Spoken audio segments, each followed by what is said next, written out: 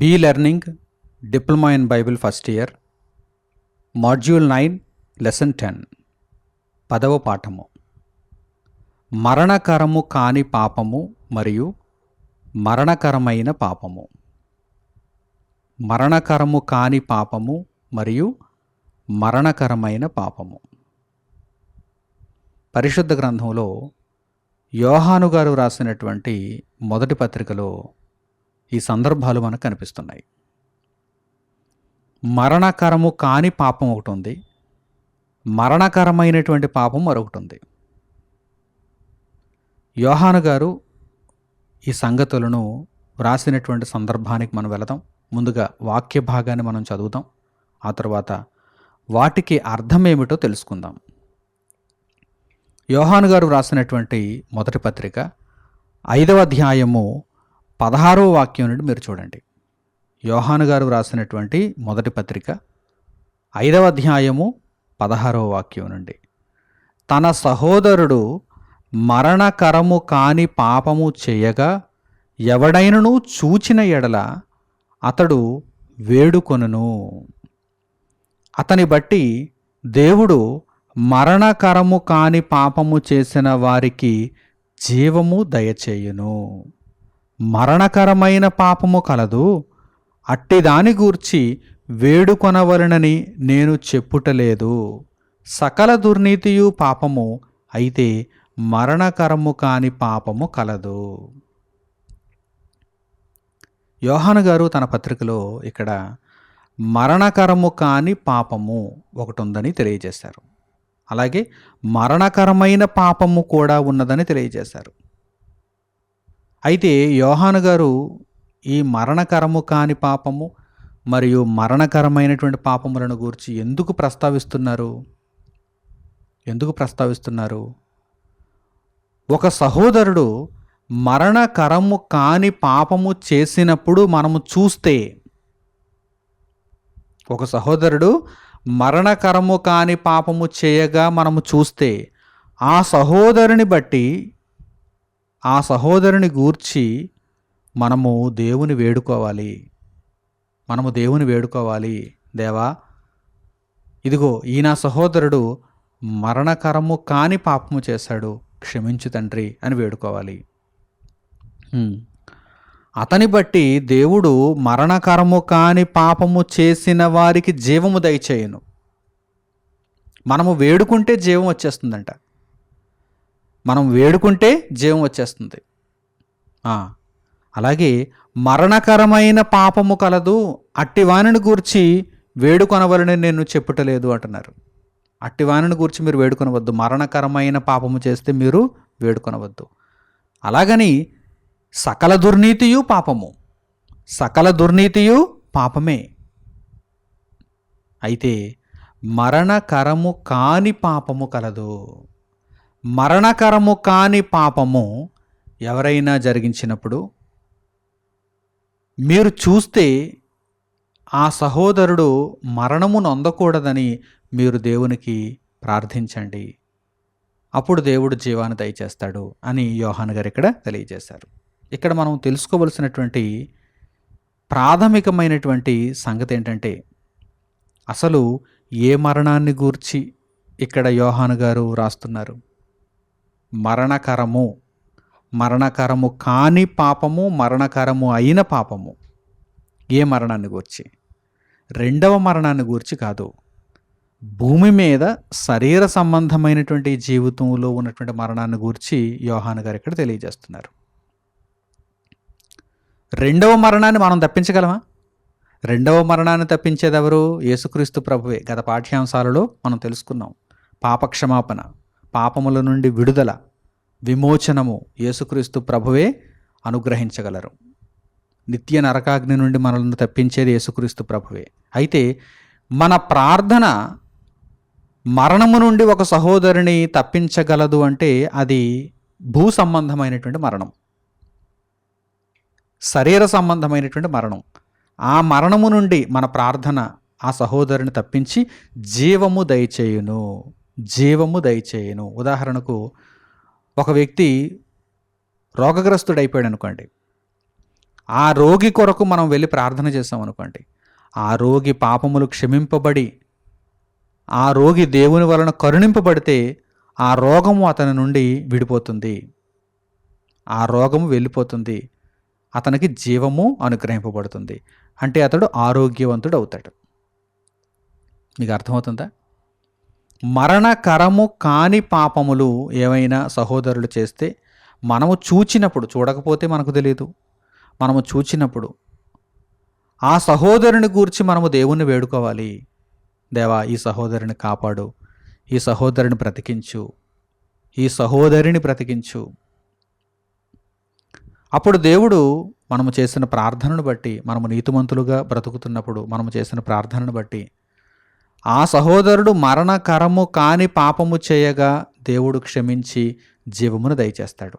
అయితే మరణకరమైనటువంటి పాపమును గురించి మనం వేడుకున్న ప్రయోజనం ఉండదు, వేడుకొనకూడదు. మరణకరమైన పాపము చేశాడు, అయినా సరే నీవు క్షమించు తండ్రి, మరణకరమైన పాపము చేశాడు, ఆ పాపములోనే ఉన్నాడు, నీవు క్షమించు తండ్రి అంటే దేవుడు క్షమించడానికి అక్కడ వీలు పడదు. యేసుక్రీస్తు ప్రభు ఒక్కడే మనలను మరణకరమైన పాపము నుండి తప్పించగలడు. మీకు అర్థమవుతుందా? ప్రాథమికంగా ఈ సంగతులను మీరు తెలుసుకోవాలి. ఈ వాక్య భాగం మీకు అర్థం కావాలంటే ప్రాథమికంగా ఈ సంగతులు మీకు తెలియాలి. ఇక్కడ మరణం అంటే ఏ మరణం? శరీర సంబంధమైనటువంటి మరణం. ఆ శరీర సంబంధమైనటువంటి మరణము దగ్గరకు ఎవరైనా వెళ్ళిపోతున్నప్పుడు, మరణకరము కాని పాపము చేసి వారు చావును కొని తెచ్చుకుంటున్నప్పుడు మీరు ప్రార్థన చేస్తే దేవుడు వారికి జీవమును దయచేయును. చూడండి, వ్రాయబడిన మాటలు చూడండి. అతని బట్టి దేవుడు మరణకరము కాని పాపము చేసిన వారికి జీవము దయచేయును అంటే బ్రతుకునిస్తాడు, కాపాడుతాడు, వారిని కాపాడుతాడు. అయితే మరణకరమైనటువంటి పాపం ఉన్నది. ఆ మరణకరమైనటువంటి పాపమును గూర్చి మీరు వేడుకొనవలనని నేను చెప్పుటలేదు. అలాగని సకల దుర్నీతి కూడా పాపమే, మరణకరము కాని పాపము కూడా ఉన్నది అని పరిశుద్ధ గ్రంథంలో తెలియచేయబడింది. ముందుగా మరణకరము కాని పాపము అంటే ఏమిటో ఒక ఉదాహరణ మనం చూద్దాం. ఉదాహరణ చూస్తే మనకు అర్థమవుతుంది.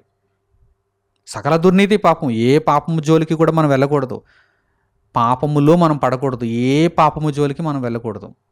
ఇది మొట్టమొదటి సంగతి.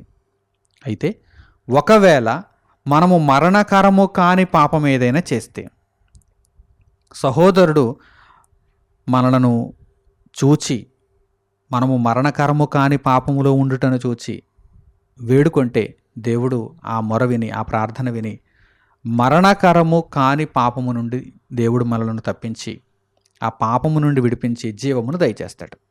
ఇప్పుడు పరిశుద్ధ గ్రంథంలో మరణకరము కాని పాపము ఒకవేళ ఎవరైనా చేశారా, అలా మరణకరము కాని పాపము చేసినప్పుడు దేవుడు వారిని శిక్షించాడా, లేక తప్పించాడా, బ్రతికించాడా, జీవమును దయచేశాడా? అసలు మరణకరము కాని పాపం అంటే ఏమిటి, ఎలా ఉంటుంది అనేటువంటి విషయాన్ని చూద్దాం. ద్వితీయోపదేశ కాండము 22వ అధ్యాయము 25వ వాక్యం నుండి మీరు చూడండి. ద్వితీయోపదేశ కాండము 22వ అధ్యాయము 25వ వాక్యం నుండి, ఒకడు ప్రదానము చేయబడిన చిన్నదానిని పొలములో కలుసుకొనినప్పుడు ఆ మనుష్యుడు ఆమెను బలిమిని పట్టి ఆమెతో శయనించిన ఎడల ఆమెతో శయనించిన మనుష్యుడు మాత్రమే చావవలను, ఆ చిన్నదానినేమియూ చేయకూడదు, ఆ చిన్నదాని యందు మరణపాత్రమైన పాపము లేదు. ఒకడు తన పొరుగువాని మీదికి లేచి ప్రాణహాని చేసినట్టే ఇది జరిగినది. ఈ సందర్భాన్ని మీరు ఒక్కసారి ఆలోచించండి. ఇక్కడ ఏం జరిగింది? ఒకడు ప్రదానము చేయబడిన చిన్నదానిని పొలములో కలుసుకున్నప్పుడు, అంటే ఒక చిన్నది ప్రదానం చేయబడింది, వేరొక పురుషునితో ప్రదానం చేయబడింది, ప్రదానం అయిపోయింది. అటువంటి చిన్నదానిని ఒకడు బలిమి పట్టి, అంటే బలాత్కారంగా బలిమిని పట్టి ఆమెతో శయనించిన ఎడల ఆమెతో శయనించిన మనుష్యుడు మాత్రమే చావవలెను. అంటే ఆ తప్పు చేసినటువంటి ఆ మనిషి మాత్రమే చావాలి. ఆ తప్పులో ఈమెకు కూడా పాలిభాగం ఉంది కదా అనంటే, అనగా ఇద్దరూ కలిసి శయనించారు గనక ఆ శయనించటంలో ఈమెకు కూడా పాలిభాగం ఉన్నది కనుక ఈమె కూడా పాపము చేసినట్టే అని మీరు ఈమెను చంపకూడదు. ఎందుకంటే ఈమె మరణపాత్రమైన పాపము చేయలేదు. ఈమె కావాలని సైనించలేదు కదా. ఒక వ్యక్తి బలిమి పట్టి ఆమెను లోపరుచుకున్నాడు, ఆమె మీద బలాత్కారం చేశాడు కనుక ఆ చిన్నదానినేమియూ చేయకూడదు. ఆ చిన్నదాని యందు మరణపాత్రమైన పాపము లేదు. ఒకడు తన పొరుగువాని మీదకి లేచి ప్రాణహాని చేసినట్టే ఇది జరిగినది. ఇప్పుడు మీకు అర్థమైందా?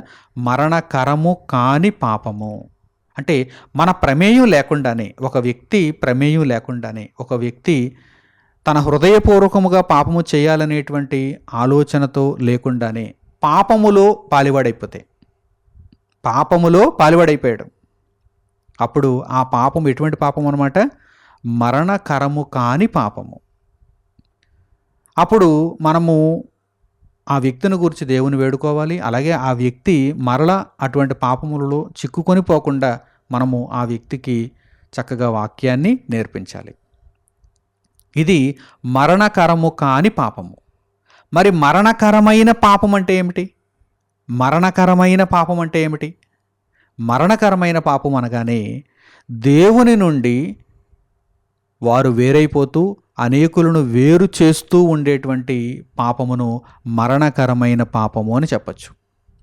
ఎందుకంటే అసలు పాపం అనగా ఏమిటి? పాపమునకు నిర్వచనం ఏమిటి? మునుపటి పాఠ్యాంశాలలో మనం తెలుసుకున్నాం కదా. ఒక్కసారి పాపమునకు నిర్వచనమును మీరు చూడండి. యోహాను గారు రాసినటువంటి మొదటి పత్రిక 3వ అధ్యాయము 4వ వాక్యం. మునుపటి పాఠ్యాంశములలో మనం తెలుసుకున్నాం పాపమునకు నిర్వచనం. పాపమనగా ఏమిటి అసలు? యోహాను గారి యొక్క మొదటి పత్రిక 3వ అధ్యాయము 4వ వాక్యం. పాపము చేయు ప్రతివాడును ఆజ్ఞను అతిక్రమించును, ఆజ్ఞాతిక్రమమే పాపము. పాపమనగా ఆజ్ఞాతిక్రమమే. ఆజ్ఞాతిక్రమము అనగా దేవుని వాక్యమే ఆజ్ఞ. దేవుని ఆజ్ఞలు ఎక్కడున్నాయి? దేవుని వాక్యంలోనే ఉన్నాయి. దేవుని వాక్యమును అతిక్రమించిన వాడు పాపము చేసినట్టు. ఆజ్ఞాతిక్రమమే పాపము అంటే దేవుని వాక్యమును అతిక్రమించిన వాడు, దేవుని వాక్యమును పట్టించుకోనివాడు, దేవుని వాక్యమును ఎదిరించిన వాడు పాపాత్ముడు. ఇప్పుడు మరణకరమైన పాపం అనగా ఏమిటి అనగానే దేవుని వాక్యమును దూరం చేసుకుంటూ అలాగే ఇతరులకు దూరం చేస్తూ ఉన్నవాడు మరణకరమైన పాపములో ఉన్నట్టు. ఎందుకంటే అసలు మనిషిని పాపాత్ముడని తెలియజేసేది, పాపముల నుండి విమోచనము ఎలాగో నేర్పించేది, జీవమార్గంలో నడిపించేది దేవుని వాక్యం. అన్నిటికీ మూలమైనటువంటి దేవుని వాక్యాన్నే మనిషికి దూరం చేస్తూ, అన్నిటికీ మూలమైనటువంటి దేవుని వాక్యాన్నే తనకు దూరం చేసుకుంటూ ఉన్నటువంటి వాడు ఎందులో ఉన్నట్టు అన్నమాట? మరణకరమైన పాపములో ఉన్నట్టు. మీకు అర్థమవుతుందా? దేవుని వాక్యమును వినకుండా దేవుని వాక్యమును అనేకులకు దూరం చేస్తున్నటువంటి వాడు మరణకరమైన పాపములో ఉన్నట్టు. అట్టి వానిని గూర్చి మీరు దేవుని వేడుకున్న ప్రయోజనం ఉండదు, మీరు వేడుకొనకండి. అయితే మరణకరము కాని పాపము కూడా ఉన్నది. మరణకరము కాని పాపము ఎవరైనా చేస్తే మీరు వేడుకోండి, తండ్రిని వేడుకోండి, జీవమునిమ్మని వేడుకోండి, వారిని బ్రతికించు తండ్రి అని వేడుకోండి, భూమి మీద వారి యొక్క ఆయుష్ను ముగించేయకు తండ్రి అని వేడుకోండి. దేవుడు మీ మొర విని వారికి జీవాన్ని దయచేస్తాడు.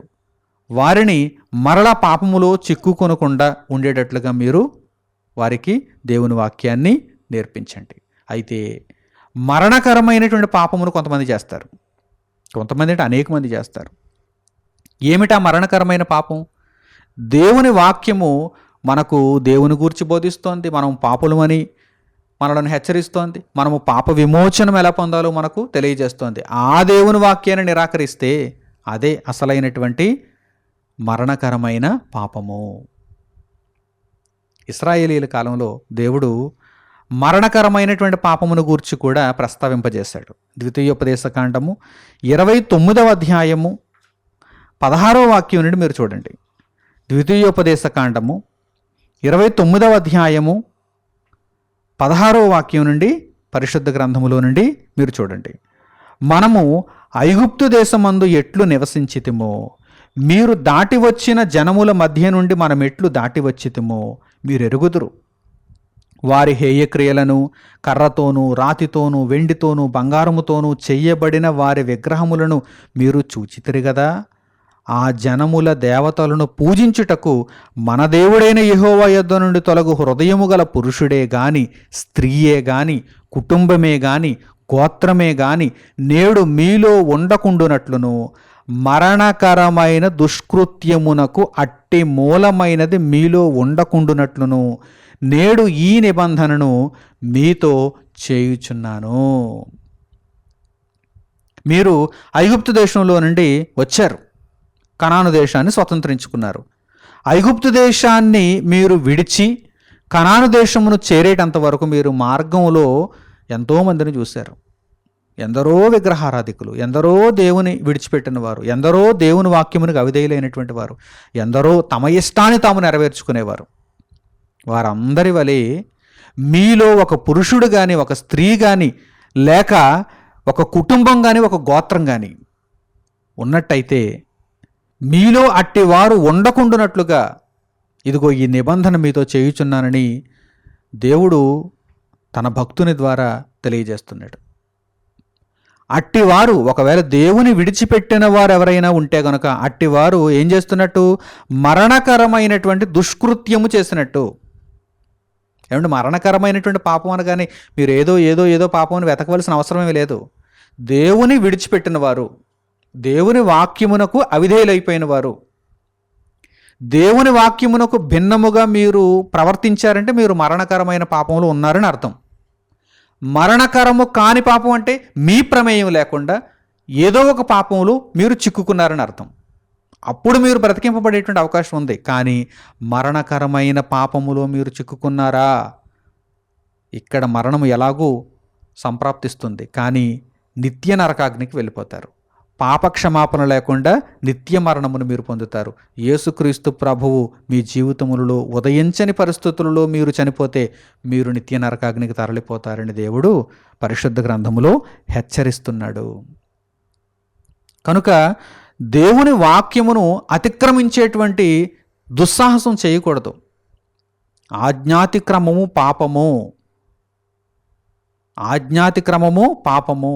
ఆంగ్లంలో ట్రాన్స్గ్రెషన్ ఆఫ్ లా అని వ్రాయబడింది. ట్రాన్స్గ్రెషన్ అంటే అతిక్రమించుట, ట్రాన్స్గ్రెషన్ ఆఫ్ లా. ఆజ్ఞాతిక్రమమును జరిగించే ప్రతి ఒక్కడు పాపమును జరిగిస్తున్నట్టే. ఆజ్ఞాతిక్రమమే పాపము. ఆ ఆజ్ఞలు ఉన్నవే దేవుని వాక్యంలో. ఆ దేవుని వాక్యాన్ని నీవు నిరాకరిస్తే, ఆ దేవుని వాక్యాన్ని నీవు దూరం చేసుకుంటే మరణకరమైన పాపములో నీవు ఉన్నట్టు. మీకు అర్థమవుతుందా? మరణకరమైన పాపం అనగా దేవుని వాక్యమును దూరం చేసుకోవడం, దేవుని వాక్యాన్ని వినకపోవడం, దేవుని వాక్య ప్రకారం నువ్వు జీవించకపోవడం, అదే మరణకరమైన పాపం. మరణకరము కాని పాపం అంటే ఇదిగో ఒక ఉదాహరణను మీకు చూపించాను కదా. ఒక చిన్నది ప్రదానం చేయబడింది, వేరొక పురుషునితో ప్రదానం చేయబడింది. కానీ పొలములో ఒకడు వేరొక వ్యక్తి బలిమి పట్టి ఆమెతో శయనించాడు, ఆమెను బలాత్కరించాడు. అందులో ఆమె తప్పు లేదు, కానీ పాపములో ఆమె కూడా పాలు పొందింది. అయితే ఆమె యొక్క తప్పు క్షమింపబడుతుంది, వీడికి మరణశిక్ష విధింపబడింది. ఆ సందర్భాన్ని మనం చూసినప్పుడు మరణకరము కాని పాపము ఆ చిన్నదానిలో ఎలా ఉన్నదో మనకు అర్థమవుతుంది. అటువంటి పాపములలో ఒకవేళ మనలో ఎవరైనా చిక్కుకుంటే సహోదరులు ప్రార్థన చేయగా మనకు దేవుడు మరల జీవాన్ని దయచేస్తాడు. దేవుడు మరల మనకు జీవాన్ని దయచేస్తాడు. అయితే మరణకరమైన పాపం ఉన్నది, ఆ విషయంలో జాగ్రత్త. ఎవరు వేడుకోవడానికి వీలు లేదు. మరణకరమైన పాపము చేస్తే మీరు పశ్చాత్తాపపడి పరివర్తన నొంది మరల దేవుని వాక్యమును ఆలింగనం చేసుకొని దేవుని వాక్య ప్రకారం మీరు జీవిస్తూ ప్రభువైన యేసుక్రీస్తులో పాపక్షమాపణ నొందిన వారి దేవుని రాజ్యంలో మీరు చేర్చబడాలి. అప్పుడే మీరు నిత్యత్వాన్ని చూడగలరు. మరణకరమైన పాపములో ఉండి చనిపోతే మీకు నిత్యత్వం లేదు అని దేవుని వాక్యం హెచ్చరిస్తోంది. కనుక మరణకరము కాని పాపములో ఉన్నా బ్రతికే అవకాశం ఉంది, కానీ మరణకరమైన పాపములో ఉంటే బ్రతికే అవకాశం లేదు. తద్వారా అందులోనే ఉండి చనిపోతే నిత్య నాశనాన్ని కూడా వారు పొందుతారు అనే విషయాన్ని దేవుడు స్పష్టముగా తెలియజేస్తున్నాడు. కనుక ప్రియులారా, అసలు మనము ఏ పాపములోనూ ఉండకూడదు. సకల దుర్నీతియు పాపము. సకల దుర్నీతియు పాపమైనప్పుడు, ఆజ్ఞాతిక్రమము పాపమైనప్పుడు, ఏ పాపములోనూ ఉండకుండా ప్రతి విషయములోనూ పవిత్రముగా, నిర్దోషముగా మనము ఉండటానికి యేసుక్రీస్తు ప్రభువు సహాయాన్ని పొందుతూ పరిశుద్ధాత్మ నడిపింపులో మనము దేవుని క్రియలను కొనసాగించుకుంటూ మన బ్రతుకును ముందుకు నడిపించుకోవాలి. ఇందు విషయమై ఈ వాక్య భావమునంతటిని చక్కగా నేర్చుకున్నవారై మీ జీవితకాలమంతయు ఇక పాపము జోలికి వెళ్లకుండా, చేసిన పాపముల నుండి యేసుక్రీస్తు ప్రభువు నామమున మీరు క్షమాపణ నొంది, విమోచనమును పొంది, పరిహారమును పొంది, ఇక మీదట పవిత్రులుగా, పరిశుద్ధులుగా దేవుని కొరకు జీవిస్తారని హృదయపూర్వకముగా కోరుకుంటూ ఈ పాఠ్యాంశమును ఇంతటితో నేను ముగిస్తున్నాను. మన తండ్రి అయిన దేవుని ప్రేమ, మన రక్షకుడైన యేసుక్రీస్తు వారి కృప, పరిశుద్ధాత్మని అన్యోన్య సహవాసము మనందరికీ సదాకాలము తోడై మనలను నడిపించునుగాక. ఆమేన్. తండ్రి అయిన దేవునికి ప్రార్థనలో ఏకీభవించండి. పరలోకమందున మా కన్న తండ్రి, ఉన్నతమైనటువంటి సంగతులను మీ గ్రంథము నుండి మీరు వివరించి మాకు నేర్పించారు. సకల దుర్నీతియు పాపమైనప్పుడు, అది మరణకరమైన పాపమైన, మరణకరము కాని పాపమైన, మేము ఏ పాపములోనూ చిక్కుబడకుండునట్లుగా తండ్రి మీ సహాయమును మాకు అందించండి. సాతాను శోధన నుండి, కీడు నుండి మమ్మను తప్పించండి. ప్రతి సందర్భములోనూ మీ వాక్యము చేత మమ్మను పరిరక్షించుచున్నందులకు మీకు కృతజ్ఞతాస్తుతులు తండ్రి. ఇదిగో నాయన, పాపములలోనే ఉండి మరణించకుండా వారి పాపములను వారు గుర్తించి, వారి పాపములను మీ ఎదుట వారు ఒప్పుకొని, వారి పాపముల నుండి యేసుక్రీస్తు ప్రభువు నామమున పరిహారమును పొందగలుగుటకు, ప్రాయశ్చిత్తమును పొందగలుగుటకు ప్రతి ఒక్కరూ మంచి నిర్ణయములు తీసుకునే భాగ్యమును కల్పించండి. నాయన, మీ సేవలో మేము తరిస్తూ, మీ మార్గములో నడుచుకుంటూ, మీ చిత్తమును నెరవేర్చుచు మా జీవితకాలమంతయు మీ వాక్యమును నెరవేర్చే గొప్ప ధన్యతను మేము కలిగి ఉండటానికి సహాయము చేయమని మిమ్మల్ని వేడుకుంటూ మా ప్రార్థన మనవులన్నింటినీ మా ప్రభువును మా రక్షకుడునైన యేసుక్రీస్తు వారి పేరిట మిమ్మల్ని వేడుకొనుచున్నాము తండ్రి. ఆమేన్. అందరికీ వందనములు. సెలవు.